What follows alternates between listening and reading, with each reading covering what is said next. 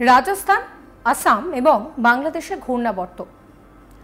উত্তর দক্ষিণ নিম্নচাপ অক্ষরেখা আসাম থেকে ত্রিপুরা পর্যন্ত বিস্তৃত রয়েছে। এটি পূর্ব বাংলাদেশের ওপর দিয়ে গিয়েছে। উত্তর দক্ষিণ অক্ষরেখা মধ্যপ্রদেশ থেকে গালফ অফ মানার পর্যন্ত বিস্তৃত, যেটি বিদর্ভ, কর্ণাটক, তামিলনাড়ু ও তেলেঙ্গানার উপর দিয়ে বিস্তৃত। রাজস্থান থেকে বাংলাদেশ পর্যন্ত আরও একটি অক্ষরেখা, যেটি উত্তরপ্রদেশ, ঝাড়খণ্ড এবং গাঙ্গেয় পশ্চিমবঙ্গের ওপর দিয়ে গিয়েছে। আর এই সব কিছুর জেরেই বিক্ষিপ্তভাবে বৃষ্টি চলবে। উত্তরবঙ্গের সব জেলায় আর দক্ষিণবঙ্গের 5 জেলায় বৃষ্টির সম্ভাবনা রয়েছে। বজ্রবিদ্যুৎ সহ বৃষ্টির সম্ভাবনা রয়েছে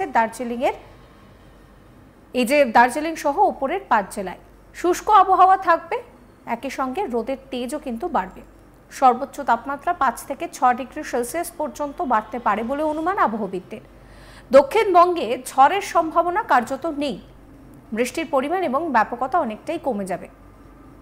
উত্তর 24 পরগনা, পূর্ব বর্ধমান, বীরভূম, নদিয়া ও মুর্শিদাবাদ, এই 5 জেলাতে বজ্রবিদ্যুৎ সহ হালকা বৃষ্টি বিক্ষিপ্তভাবে হতে পারে। আগামী কয়েকদিন তাপমাত্রা ক্রমশই বাড়বে। মঙ্গলবার থেকে পরিষ্কার আকাশ এবং তাপমাত্রা হুহু করে বাড়বে। আগামী 4 দিনের মধ্যে তাপমাত্রা 6 ডিগ্রি সেলসিয়াস পর্যন্ত বাড়তে পারে। উইকেন্ডে পশ্চিমের কয়েকটি জেলায় তাপপ্রবাহের মতো পরিস্থিতি তৈরি হতে পারে বলে অনুমান আবহবিদদের।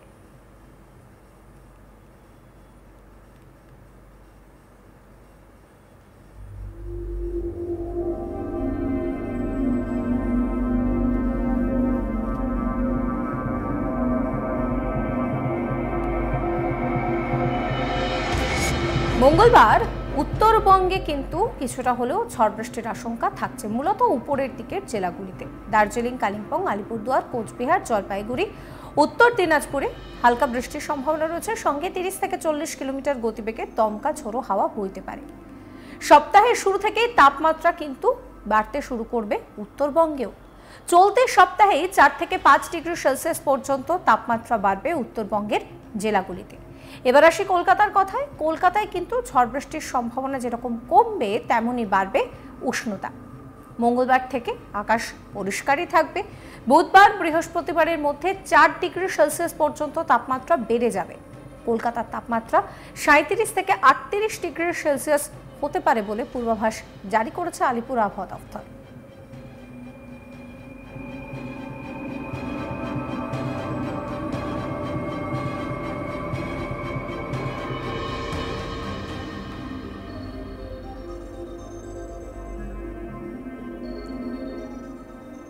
আবহাওয়াবিদ সোমনাথ দত্ত কি বলছেন শোনাবো আপনাদের। উত্তরবঙ্গের দার্জিলিং, কালিম্পং, জলপাইগুড়ি, কোচবিহার এবং আলিপুরদুয়ার, এই জেলাগুলিতে বিক্ষিপ্তভাবে থান্ডারস্টর্ম উইথ লাইটনিং হওয়ার সম্ভাবনা আছে। এটা গেল আজকে। আগামীকাল গাঙ্গেয় পশ্চিমবঙ্গের কোনো জেলাতে আপনার থান্ডারস্টর্ম বা লাইটনিংয়ের কোনো ওয়ার্নিং নেই। তবে উত্তরবঙ্গের দার্জিলিং, জলপাইগুড়ি, কালিম্পং, আলিপুরদুয়ার এবং কোচবিহার, এই জেলাগুলোতে বিক্ষিপ্তভাবে থান্ডারস্টর্ম উইথ লাইটনিং এবং তার সাথে 30 থেকে 40 কিলোমিটার প্রতি ঘন্টায় গতিবেগে ঝোড়ো হওয়ার সম্ভাবনা রয়েছে। 23, 24, 25 এই 3 দিনে আপনার গাঙ্গেয় পশ্চিমবঙ্গের যে পশ্চিমের জেলাগুলি আছে, মেনলি আপনার ঝাড়গ্রাম, বাঁকুড়া, পুরুলিয়া, পশ্চিম বর্ধমান, বীরভূম, এই জেলাগুলিতে তাপপ্রবাহের সম্ভাবনা রয়েছে। আর উত্তরবঙ্গের সবকটি জেলাতে বিক্ষিপ্তভাবে থান্ডারস্টর্ম উইথ লাইটনিং হওয়ার সম্ভাবনা আছে। সেটা যে 23 তারিখে অনলি। 24-25 তারিখে কিন্তু উত্তরবঙ্গের কোথাও কোনো ওয়ার্নিং নেই। তবে 24-25 তারিখে আপনার গাঙ্গেয় পশ্চিমবঙ্গের পশ্চিমের যে জেলাগুলির কথা বললাম, ওই জেলাগুলিতে কিন্তু আপনার তাপপ্রবাহের সম্ভাবনা রয়েছে। বৃষ্টিপাতের ফোরকাস্ট এরকম যে, যেমন আজকে গাঙ্গেয় পশ্চিমবঙ্গের পূর্বের যে জেলাগুলো, মেনলি মুর্শিদাবাদ, নদিয়া, নর্থ এবং সাউথ 24 পরগনা, এই জেলাগুলিতে কিছু কিছু জায়গায় হালকা মাঝারি বৃষ্টিপাত বজ্রবিদ্যুতের সাথে হওয়ার সম্ভাবনা আছে এবং গাঙ্গেয় পশ্চিমবঙ্গের বাকি জেলাগুলোতে 2-1 জায়গায় বিক্ষিপ্তভাবে হালকা বৃষ্টির সম্ভাবনা রয়েছে। উত্তরবঙ্গের দার্জিলিং, কালিম্পং, জলপাইগুড়ি, আলিপুরদুয়ার, কোচবিহার, এই জেলাগুলিতে আপনার কিছু কিছু জায়গায় হালকা ও মাঝারি বৃষ্টিপাতের সম্ভাবনা আছে থান্ডারস্টর্মের সাথে, এবং উত্তরবঙ্গের বাকি জেলাগুলিতে দু এক জায়গায় বিক্ষিপ্তভাবে হালকা বৃষ্টির সম্ভাবনা রয়েছে। আগামীকাল মানে আমি বলছি আগামীকাল সকাল 8:30 থেকে পরের দিন সকাল 8:30 পর্যন্ত উত্তরবঙ্গের এই যে 5টা জেলার কথা প্রথমে বললাম, দার্জিলিং, কালিম্পং, জলপাইগুড়ি, আলিপুরদুয়ার এবং কোচবিহার, এই জেলাগুলির অনেক জায়গাতেই কিন্তু হালকা মাঝারি বৃষ্টিপাত হওয়ার সম্ভাবনা রয়েছে বজ্রবিদ্যুতের সাথে, এবং উত্তরবঙ্গের বাকি জেলাগুলিতে আপনার হালকা বৃষ্টির সম্ভাবনা রয়েছে বিক্ষিপ্তভাবে। আর দক্ষিণবঙ্গের কোনো জেলাতে বৃষ্টির কোনো সম্ভাবনা নেই 22 তারিখে, প্রধানত শুষ্ক। 23 তারিখেও দক্ষিণবঙ্গের কোথাও কোনো বৃষ্টিপাতের সম্ভাবনা নেই। উত্তরবঙ্গের কেবলমাত্র দার্জিলিং, জলপাইগুড়ি, কালিম্পং, আলিপুরদুয়ার এবং কোচবিহার, এই জেলাগুলিতে কিছু জায়গায় হালকা ও মাঝারি বৃষ্টিপাত হতে পারে থান্ডারস্টর্মের সাথে সাথে। এটা গেল 23 তারিখে। 24 তারিখ, 25 তারিখ এই দুদিনই দক্ষিণবঙ্গের কোথাও কোনো বৃষ্টিপাতের সম্ভাবনা নেই। উত্তরবঙ্গেরও ওই 5টি জেলা একটু আগে যেগুলো বললাম, দার্জিলিং, জলপাইগুড়ি, কালিম্পং, কোচবিহার এবং আলিপুরদুয়ারে, এই জেলাগুলিতে দু এক জায়গায় বিক্ষিপ্তভাবে হালকা বৃষ্টি হতে পারে 24-25 তারিখে।